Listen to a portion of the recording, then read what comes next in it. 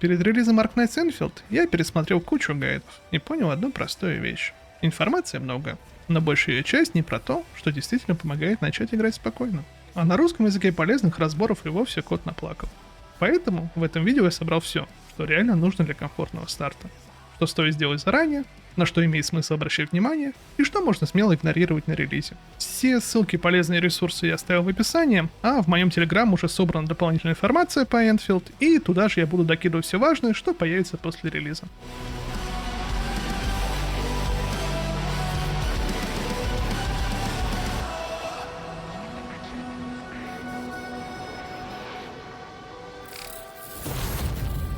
До того, как зайти в игру, делаем следующее. Логимся на странице «Последнее распоряжение», делаем простой веб-ивент и получаем 5-звездочную оружку.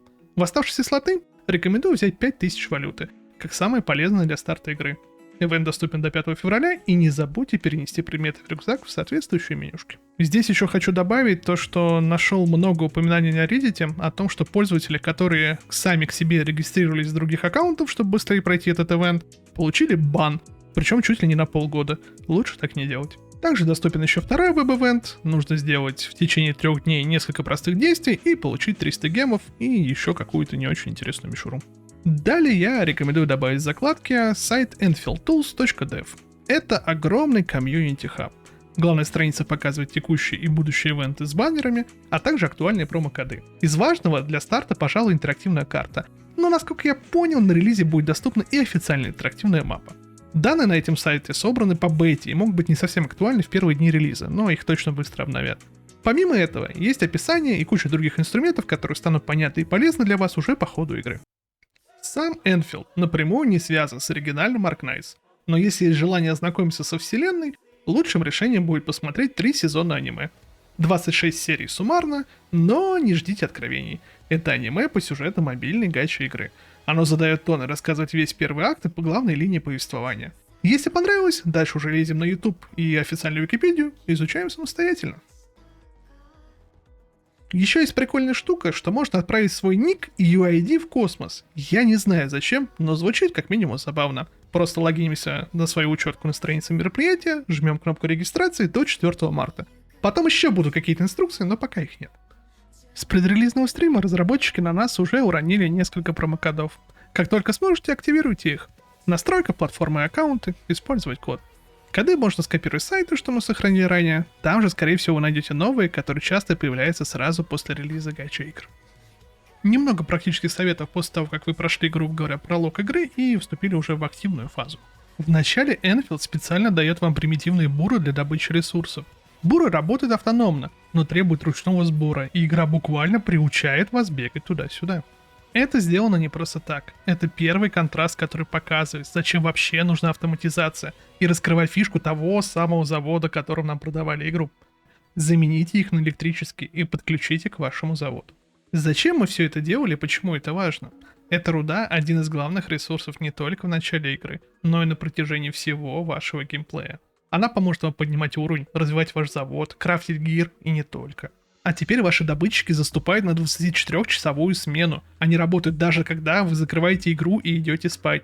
Это первый настоящий брейкпоинт прогрессии, после которого ресурсы начинают работать на вас, даже когда вы не в игре. Следующая задача для прогрессии — взять 15 уровень. Лучший вариант — это слить оставшуюся энергию в протоколе продвижения, ну и, собственно говоря, заняться зачисткой карты. Сундуки, загадки, точки интереса. Все, как мы любим. Дальше супер углубляться в какие-то геймплейные именно нюансы прогрессии я не стану, поэтому давайте поговорим, что же нам еще дадут вкусного на релизе. Как всегда, мы получаем баннер новичка, на который нужны специальные крутки, которые мы будем получать по мере прогресса по сюжету. Даст нам гарант стандарт персонажа и 6-звездочное оружие на выбор. Также есть награды за уровни аккаунта. За 8, 15, 20, 30 и 45 уровни мы получаем разные плюшки. Здесь немного странно, потому что это ивент, и он ограничен до 7 февраля, но либо достичь этих уровней не очень сложно, либо вы должны просто начать играть до окончания этого ивента. За цели предрегистрации мы получим 20 круток стандартного баннера, а также 5-звездочного оперативника Светоснежку с ее оружкой и двуручным мечом. К этому также добавьте немного расходников. Самое вкусное — это, конечно же, логин-ивент на персонажа Арделю, который считается самым сильным хилом на релизе, и вместе с ней дают ее сигнатурную оружку, также 6-звездочную. Вместе с этим нам отсыпят 12 круток, ивент-баннера и еще немножко расходников. Ну и в конце это все посыпаем 5 крутками на ближайшие 3 ивент-баннера на каждого из персонажей. В небольшом блоке про персонажей я не буду рассказывать вам про тир-листы, кого крутить, самые метовые персы и все в этом духе. Я бы хотел все свести к одной простой мысли. Баланс в оригинальном Arknights строился исходя из идеи каждому персонажу свое место. И почти уверен, что в идейном продолжении, а именно в Arknights Enfield, оставит эту идею в корне. Поэтому смотрите геймплей, слушайте озвучки и помните, вайфу гейминг всегда круче меты. Но также вайфу гейминг может означать желание гнаться за любимым персонажем, немного выходя за рамки. Поэтому я дам вам расклад про то, как реролить аккаунт, чтобы получить на старте прораба с нужным размером груди или причиндала на ваш вкус. Как рассказывал немного ранее, в честь релиза мы получаем очень много наград. Часть из них можно получить буквально в первый час игры или быстрее, а значит на рероле у вас реальные шансы достать интересующего вас персонажа. Сколько времени занимает один рерол? По стримам и записям видео, что если не тупить, не смотреть все катсцены и понимать маршрут, один рерол займет примерно 30-35 минут. Зашел, дошел до баннеров, покрутил, вышел. КД активно целую неделю, так что жесткой гонки нет, вам нет необходимости гнаться и успеть зареролить максимальное количество аккаунтов в первые часы от выхода игры.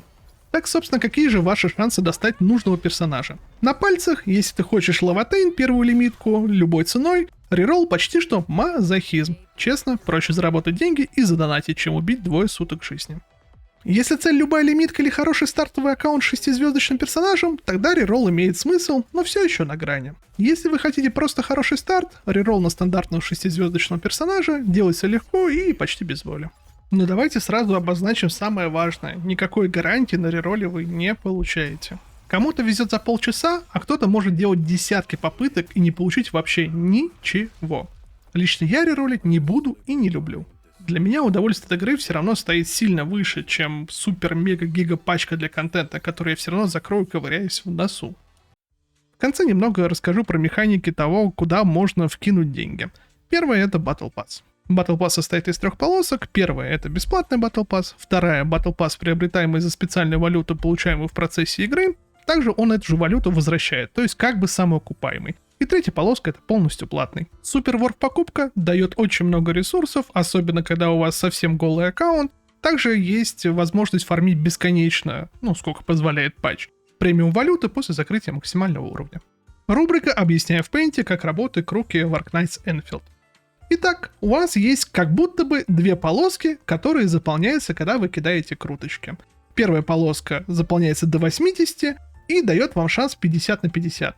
Если вы выиграли, то все полоски сбрасываются. Если вы проиграли 50 на 50, то вы можете кидать вплоть до 120, и на 120 вы 100% получаете лимитированного персонажа. Однако, если у вас было, скажем, 60 круток, вы решили их кинуть, вдруг прокнет ранее, правильно? Не прокнул, ничего не страшного. Думайте, во втором баннере я вытащу следующего лимитированного. Ваши 60 круток перенесутся только в шанс 50 на 50. Ваш 120 гарант сгорит при следующем баннере. Пожалуйста, планируйте свои крутки так, чтобы вытащить вашего гарантированного персонажа. В идеальном мире, скорее всего, вы не хотите крутить персонажа без 120 круток. К экипировке и оружию имеет смысл возвращаться позже, когда вы уже понимаете, кто вам нравится и как вы хотите играть. На 43 уровне у вас откроется максимальный уровень снаряги персонажа, и туда вы уже будете вливать ваши собранные ресурсы. Ну и когда я сам пощупаю, я сделаю для вас видео и про это. На старте надели бабкины трусы и вперед. Разве что микросовет, не стесняйтесь скрафтить какой-то синий, а для вашего звездочки мейна фиолетовый гир на вашей фабрике. И это все, что реально нужно для комфортного старта в Arknights Enfield. Видео понравилось? Поддержите лайком, подпиской, оставьте какой-нибудь коммент. Все ссылки и полезные ресурсы я оставил в описании. А в Telegram еще больше информации по игре. Иногда бывает стрим на Twitch. Заходите. Увидимся на заводе, аниме-работяги.